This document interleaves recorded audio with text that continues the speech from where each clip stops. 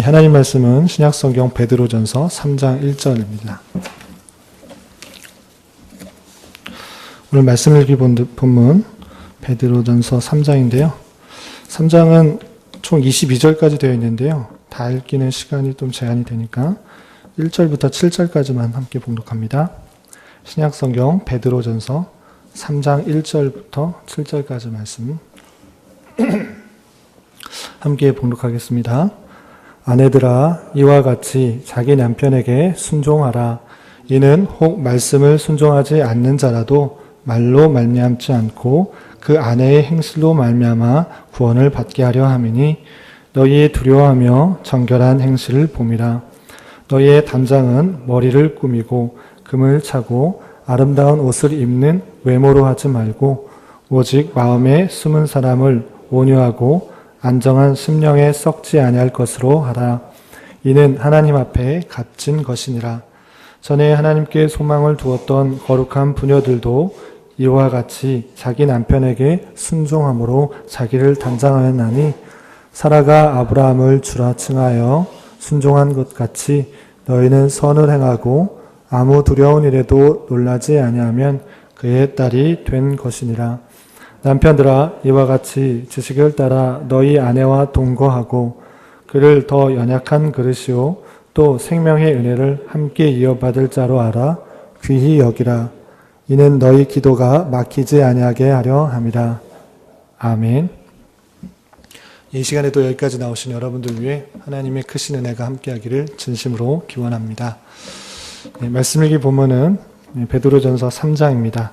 우리가 앞서서 교훈받았던 것처럼 베드로전서는 AD 64년경 네로 황제로부터의 많은 핍박과 탄압 가운데 있는 성도들에게 베드로 사도가 그런 핍박과 탄압, 환난 속에서도 하나님을 더욱더 소망하는 가운데 인내해야 될 것이고 그러한 가운데 하늘의 소망을 갖고 더욱더 거룩해져야 함을 말씀해 주고 있는 그런 책이다라고 교훈받았습니다.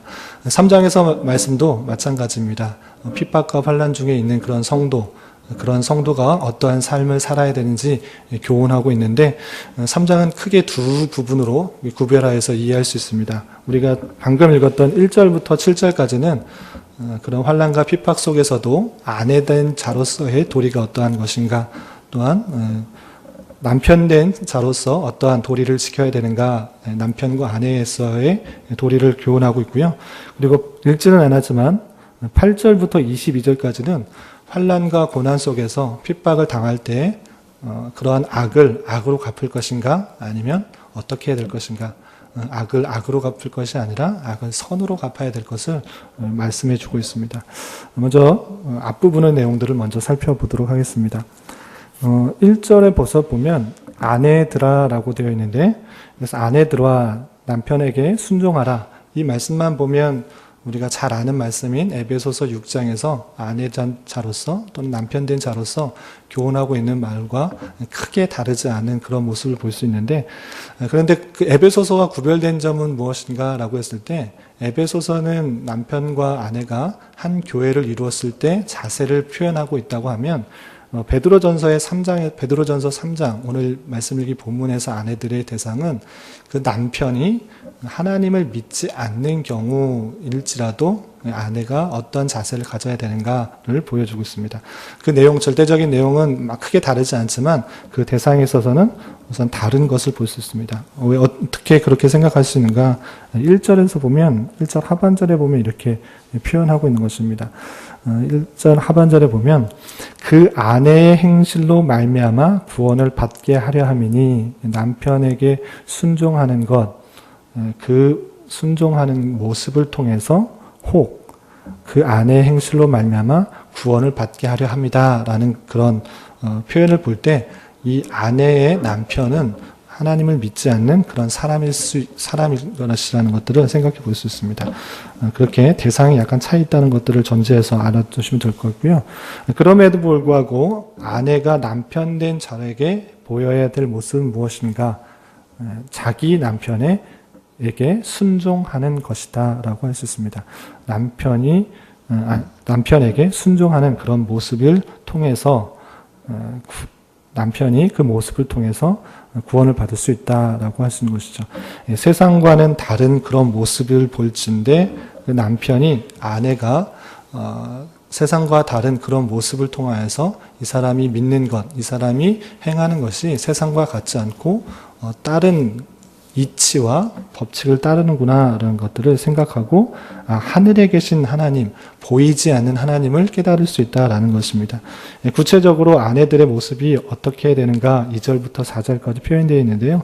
2절에서 보면 그런 순종의 모습들 그리고 세상과는 다른 그런 모습들이 어떻게 표현되는지 살펴볼 수 있습니다. 2절에 보면 너희의 두려워하며 정결한 행실을 봄이라. 그 아내가 행하는 그런 모습들을 볼 때 두려워하는 것, 세상을 두려워하는 것이 아니라 하나님을 두려워하고 생명을 좌우하는 그런 자를 두려워하는 것입니다. 그리고 정결한 행실을 보는 것을 통하여서 남편이 구원을 받을 수 있다라고 표현하고 있습니다. 그리고 3절에서 보면 너희의 단장은 머리를 꾸미고 금을 차고 아름다운 옷을 입는 외모로 하지 말고 오직 마음에 숨은 사람을 온유하고 안정한 심령에 썩지 않을 것으로 하라라고 하고 있습니다. 외적인 것을 꾸미는데 급급한 것이 아니라 그것을 뛰어넘어 마음을 가꾸고 마음을 온유하게 하여서 썩지 아니할 그런 보석과 같은 하나님 옆에 아름다운 것으로 마음을 단정히 하라라고 하고 있습니다. 그리고 그런 것을 통하여서 남편이 이 사람이 믿는 하나님, 따르는 하나님, 그 하나님이 어떠한 하나님인지를 깨닫고 그 행실로 말미암아 하나님을 만나게 되는 그런 은혜가 있을 수 있기 때문에 아내된 자로서 이렇게 표현하고 있습니다. 그리고 5절과 6절에서는 사라의 예를 들면서 사라가 아브라함을 주라 칭하면서 그러한 모습을 잘 보였다라고 표현하고 있습니다. 그리고 남편 된 자로서는 어떻게 해야 되는가? 7절 한 절에 나와 있는데요. 한 절에 한축적으로 이렇게 표현되고 있습니다. 7절 보면 남편들아 이와 같이 지식을 따라 너희 아내와 동거하고 그를 더 연약한 그릇이요 또 생명의 은혜를 함께 이어받을 자로 알아 귀히 여기라. 그래서 지식을 따라 너희 아내와 동거하고 라고 했을 때 지식이 어떤 지식인가?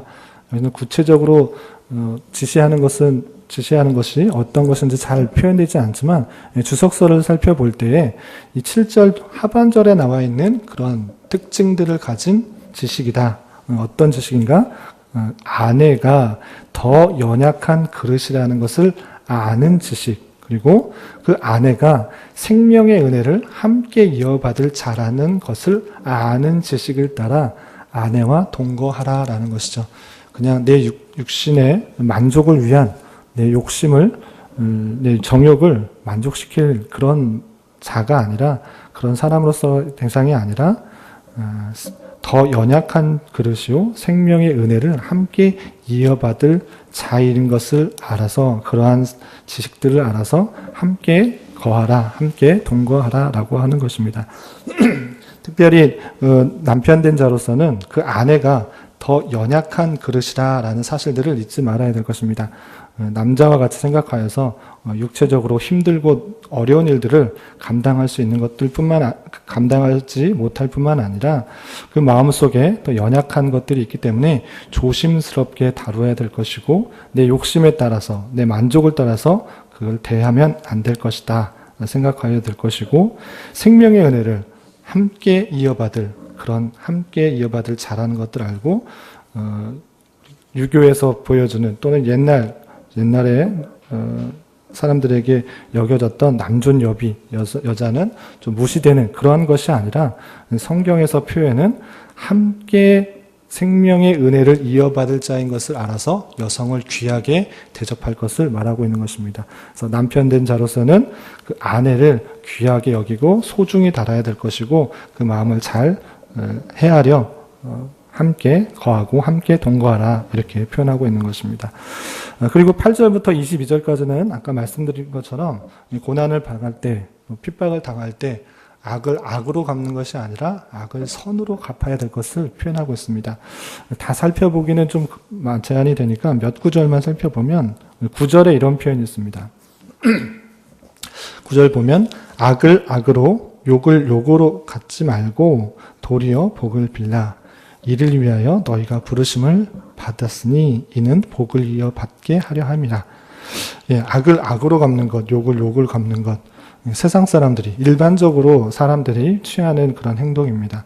한 대 맞으면 두 대 때리고 싶고, 또는 내가 받은 고난과 해를 돌려주고 싶은 그런 마음이 있을진데, 그러한 것이 아니라 도리어 그러한 사람에게 복을 빌라라고 교훈하고 있는 것입니다.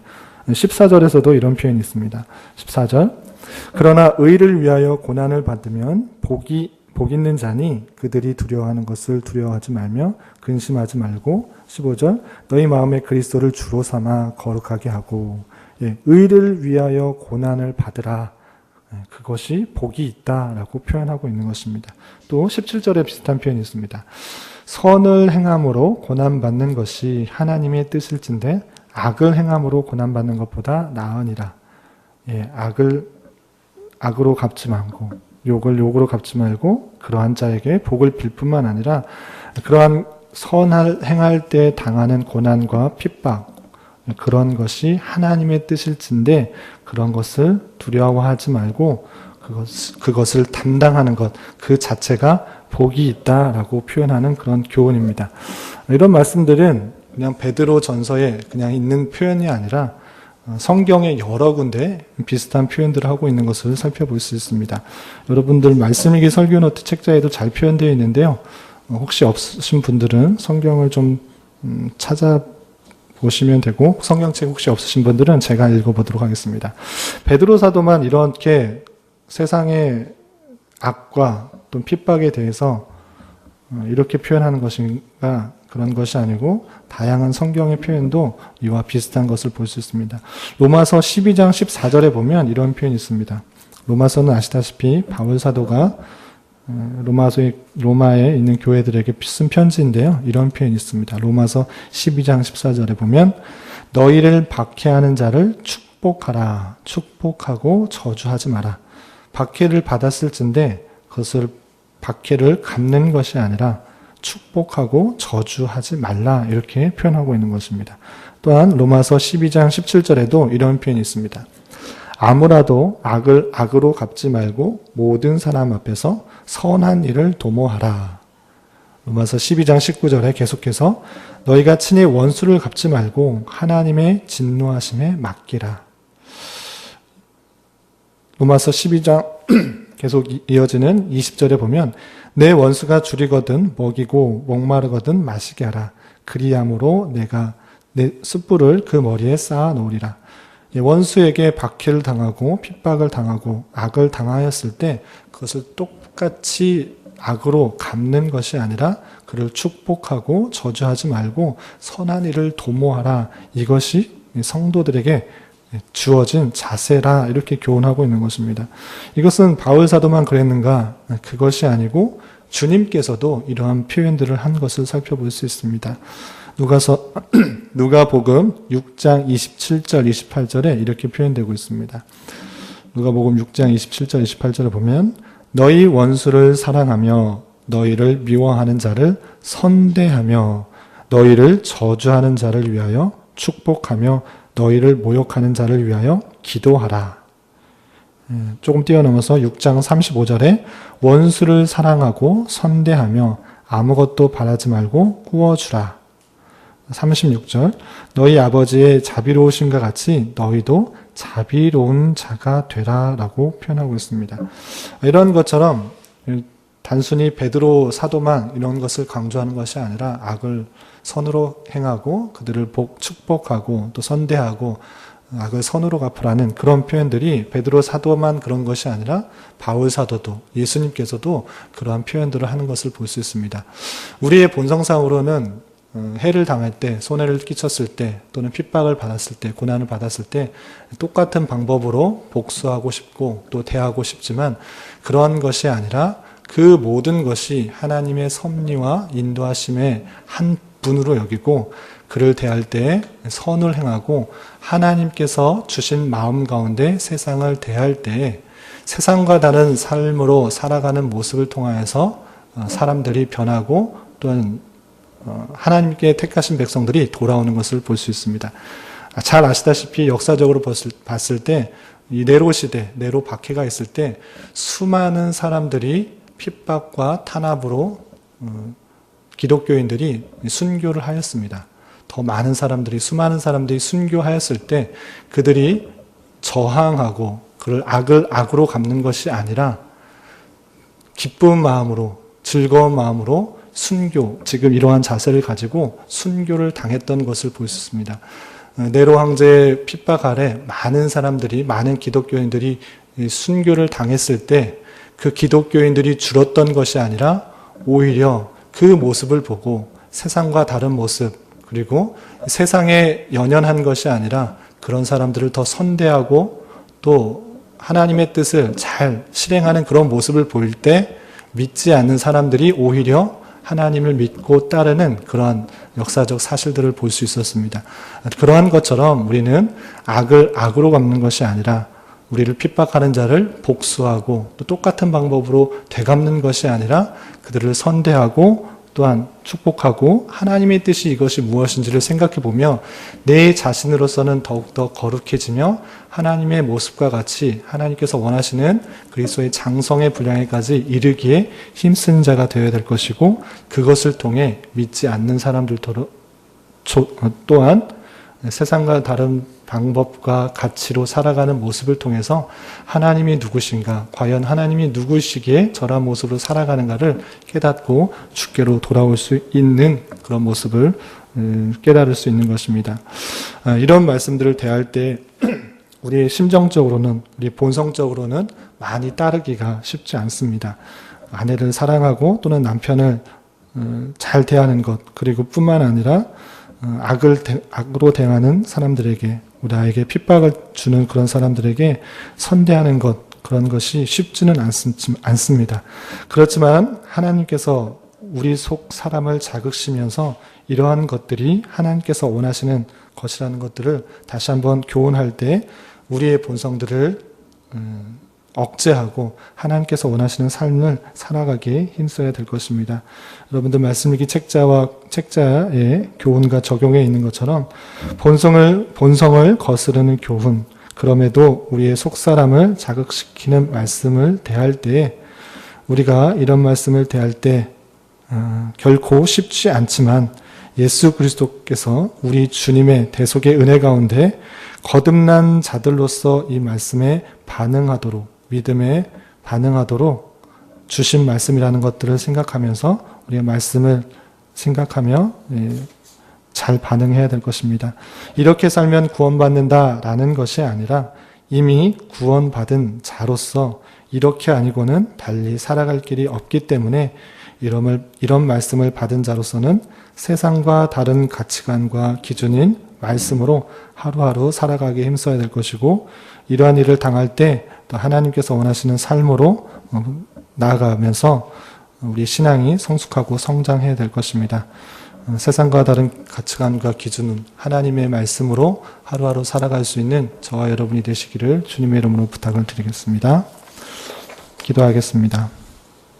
하나님 아버지, 오늘 말씀을 통해 부부간의 관계 속에서 어떻게 살아가야 하는지와 핍박과 환난 속에서도 악을 악으로 갚는 것이 아니라 선으로서 악을 대항해야 함을 배웠습니다. 주님, 그러나 우리의 모습들이 참으로 부족하고 연약합니다. 내 자신의 뜻만 앞세우며 내게 해를 끼친 자에게 원망하며 또는 복수하는 자임을 고백합니다. 주님, 우리의 연약함을 불쌍히 여기시고 우리의 본성을 거스르는 이러한 교훈 속에서 믿음으로 반응하며 실천하기 힘쓴 자 되게 하여 주시고, 부족하고 허울진 모습 속에서도 주님의 대속의 은혜를 받은 자임을 잘 깨달아 말씀에 더욱 반응하며 온전히 주님의 성품을 닮아가는 자 되게 하여 주시옵소서. 주님께서 이 땅에 오신 성탄을 기뻐하며 감사하는 시기입니다. 연말연시 다른 것보다 이 사실에 감격하며 지내게 하여 주시고, 낮은 자로 오셔서 우리를 구원하신 주님의 사랑에 깊이 반응하며 어렵고 힘든 이웃을 돌아볼 줄 알며 그 사람들과 함께 나눌 수 있는 우리 모두가 되게 하여 주시옵소서. 담임 목사님 위임 투표와 직원 선출 본투표를 앞두고 온 성도들이 더욱더 한마음이 되며 한마음으로 기도하게 하여 주시고 이 일들을 통하여서 마음 상하거나 실족하는 성도 없이 하나님의 섭리를 인정하며 깨닫는 귀한 기회가 되게 하여 주시고 이 일들을 통하여서 주님의 몸된 교회가 더욱더 든든히 세워져 나가는 은혜가 있게 하여 주시옵소서. 또한 교회당 주변 재건축으로 인하여 변화되는 여러 가지 사항들을 잘 대비하여 성도들이 신앙생활하는 데 불편함이 없을 수 있도록 주님 인도하여 주시고 이를 담당하는 분들에게도 더욱더 큰 은혜와 지혜를 더하여 주시옵소서. 오늘은 주일을 준비하는 한 날입니다. 예배를 준비하는 모든 분들에게 함께하여 주시고 특별히 말씀을 준비하는 교육자들에게 넘치는 주님의 사랑을 잘 깨닫고 그 사랑을 전하기에 부족함이 없도록 인도하여 주시옵소서. 추워진 날씨에 더욱 힘들어하는 여러 병약자들이 있습니다. 주님께서 그들과 함께하여 주시고 그를 위로하여 주시며 평강 가운데 감사의 고백이 늘 넘쳐나도록 인도하여 주시옵소서. 이 시간 각자 간구하는 입술의 고백 위에도 주님의 선한 열매가 있게 하여 주시옵소서. 예수님의 이름으로 기도드리옵나이다. 아멘.